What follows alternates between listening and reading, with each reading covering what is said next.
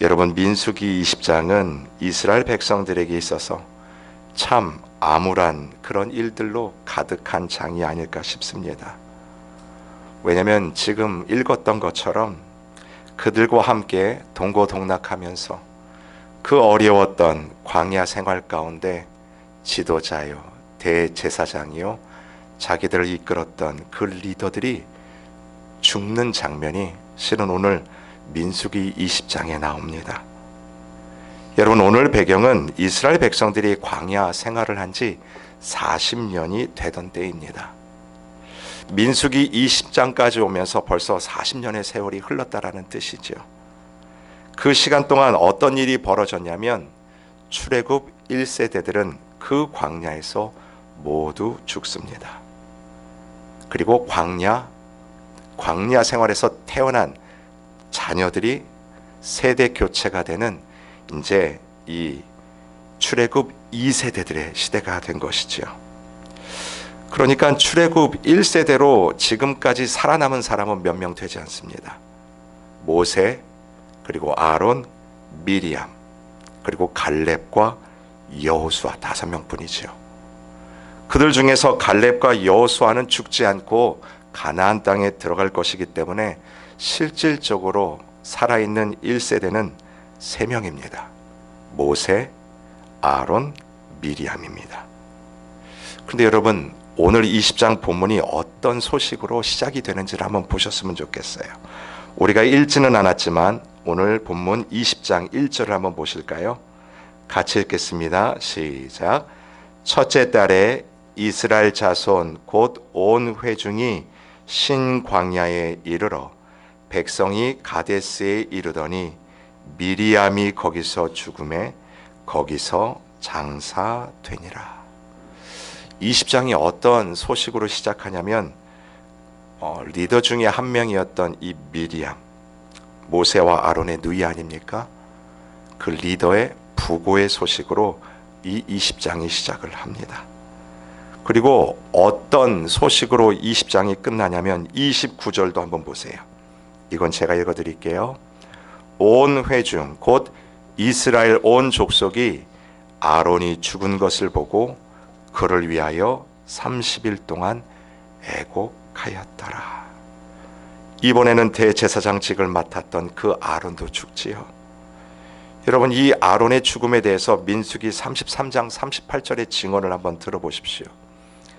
이스라엘 자손이 애굽 땅에서 나온 지 40년째 5월 초하루에 제사장 아론이 여호와의 명령으로 호르산에 올라가 거기서 죽었으니. 그러니까 출애굽한 지 40년째 되던 5월 달에 아론이 죽고 그보다 앞선 1월 달에 미리암이 죽었습니다. 뿐만 아니라 나중에 나오겠지만 모세 또한 같은 해 11월 달에 죽음을 맞이합니다. 여러분, 한 해 동안 그들을 이끌었던 3명의 지도자들이 다 죽어나간 거예요. 여러분, 세대 교체가 되었던 출애굽 2세대들에게 이 리더들의 죽음의 소식, 한 명도 아니고 그들을 이끌었던 3명의 죽음의 소식이 어떻게 다가왔을까요? 분명히 암울한 소식으로 다가왔을 것이고 또한 절망의 소식으로 다가오지 않았을까요? 앞으로 우리는 어떻게 될 것인가? 앞으로 우리는 그 가나안 땅으로 들어갈 수 있을 것인가? 실질적인 그 걱정과 그것이 그들로 하여금 염려와 불안을 주기에 충분한 사건들이 오늘 이 민수기 20장에 가득하지요. 근데 여러분, 참 감사하게도 그 암울한 소식 뒤안길에 숨겨져 있는 이 하나님의 놀라운 계속된 은혜 또한 이 20장에 고스란히 담겨져 있는 것을 말씀을 통해 우리가 깨달을 수가 있습니다. 왜 이렇게 말씀을 드리냐면 오늘 1절을 다시 한번 보세요. 여러분, 1절을 다시 한번 읽으실 때는 지명을 여러분들이 한번 유의해서 한번 보셨으면 좋겠어요.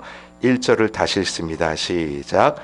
첫째 달에 이스라엘 자손 곧 온 회중이 신광야에 이르러 백성이 가데스에 머물더니 미리암이 거기서 죽음에 거기에 장사되니라. 자, 이들이 40년 동안 돌다가 다시 도착한 그곳의 이름이 어디입니까? 가데스예요. 여러분, 이 가데스는 이스라엘 백성들이 처음 도착한 지명이 아닙니다. 이미 민수기 13장에 보시면 이 가데스라는 지명이 그때 처음이 나와요. 여러분, 이때 어떤 일이 벌어졌습니까? 하나님께서 이 이스라엘 백성들 중에 12명의 정탐꾼을 뽑아 하나님이 약속하셨던 그 가나안 땅으로 정탐을 보내지 않습니까? 여러분, 그 정탐꾼을 보냈던 땅이 바로 이 가데스입니다. 그런데 우리가 잘 아는 것처럼 어떤 결말이 있냐면 갈렙과 여호수아의 보고가 아닌 다른 10명의 정탐꾼의 보고에 이스라엘 온 백성들이 땅을 치면서 하나님 앞에 울며 했던 그 이야기들을 우리가 알지 않습니까?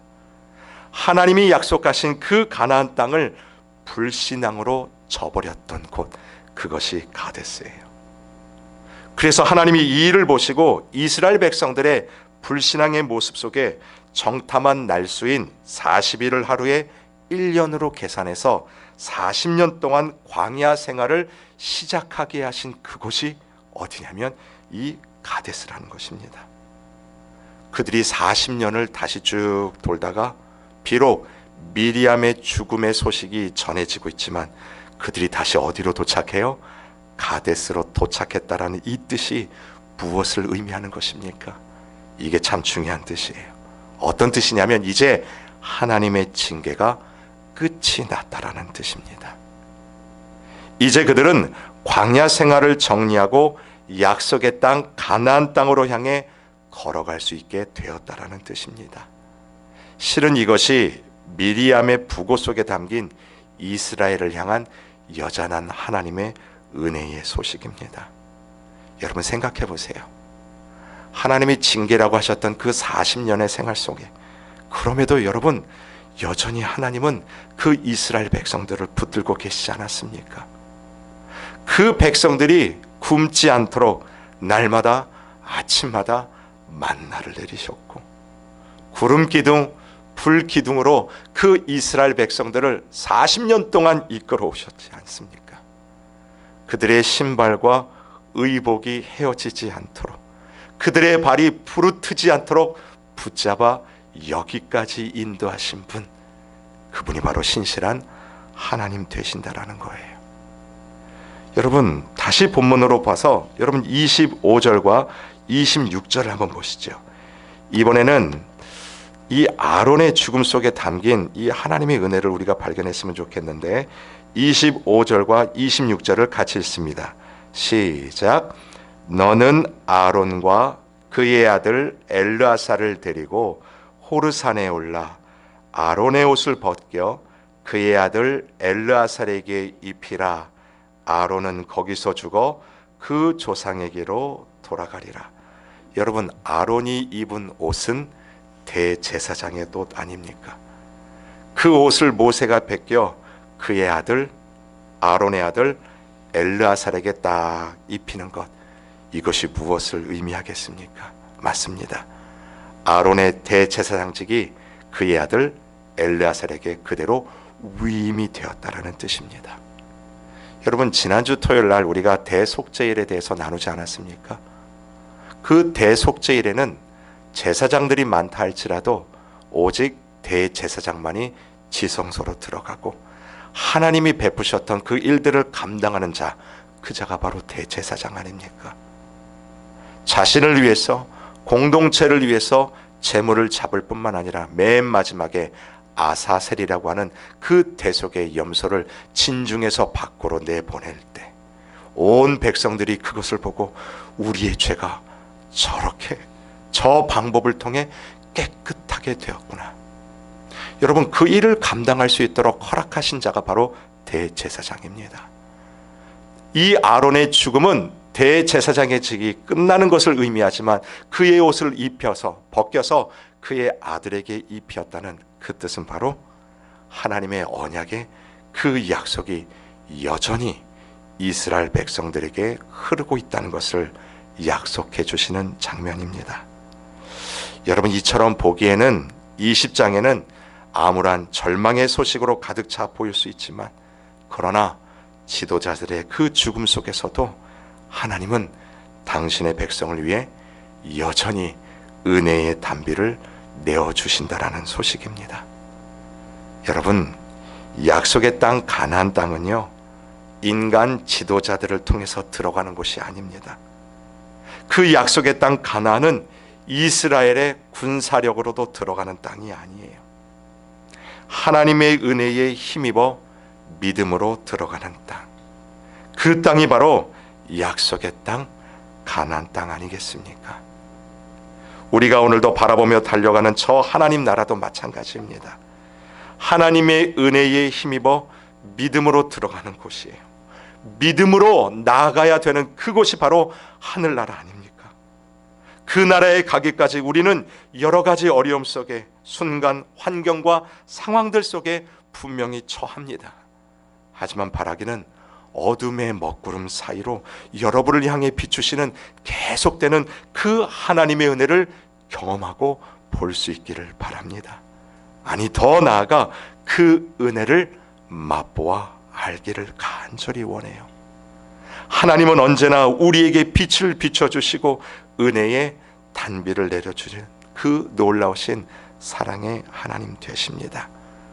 오늘도 이 은혜를 붙잡고 여러분의 삶 속에, 가정 가운데, 그리고 이 교회를 이끄시는 하나님의 은혜 앞에 온전히 내어드리는 여러분의 삶 되시기를 주님의 이름으로 축원을 드립니다. 아멘.